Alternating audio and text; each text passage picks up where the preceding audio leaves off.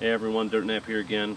This time I'm going to go through the maintenance and kind of some tips and tricks, some other things that I've learned over the years of hunting out of this chair. One of the things I want to start with is I'm going to start with frame. And this is what you pretty much do every year, and sometimes I do it twice a year depending on how much I use it.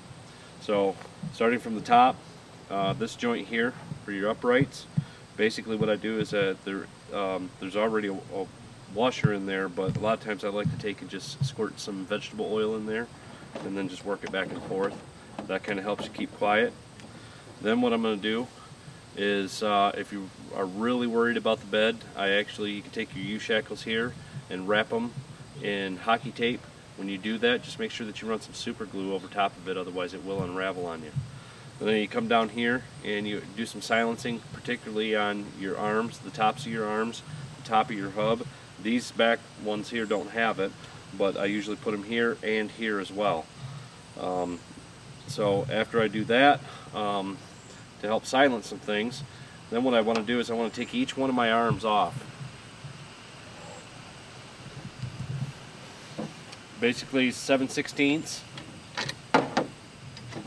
Then what I'm going to do is I'm going to bow wax here, bow wax here, bow wax here, and bow wax here. Then I'm going to do the same thing with this arm and this arm. Then after I'm done with that, I don't necessarily worry too much about the legs unless I hear them squeaking.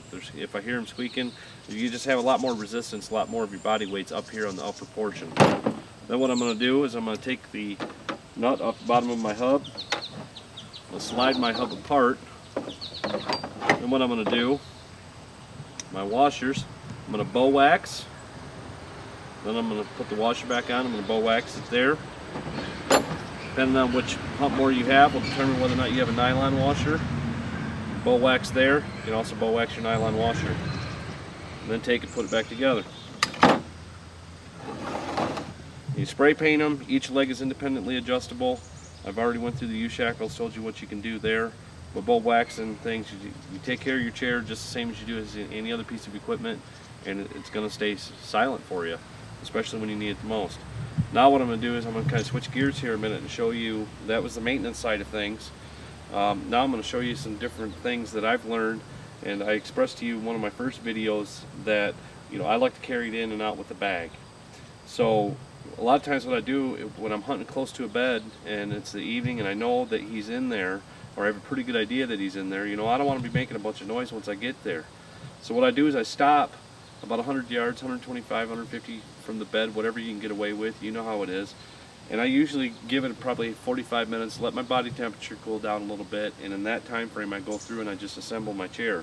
And I fully assemble the chair. Then what I do, and this is the nice thing about having the backrest, making sure that that's attached properly, you can carry it by the backrest, but my preferred method is to carry it back here. Now I can carry it through the woods. I've got my bow in my hand. Because my body temperature's dropped quite a bit, now I can have my suit on without overheating. This is just another way that you can use your Huntmore, and I encourage you guys, if you guys find stuff on your own, you have different tips and tricks, shoot us an email, let us know. Go to our website. You can shoot us an email at info@huntmore.biz, and we would love to hear from you.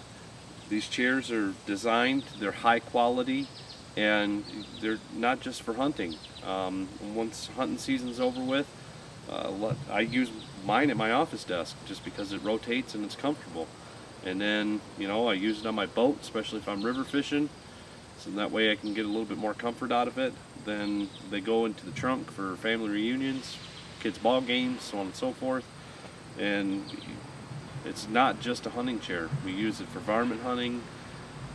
I have guys that I know, friends of mine, that use it for goose hunting. They're standing out there for hours on end. So there's just all different ways that you can use your Huntmore chair.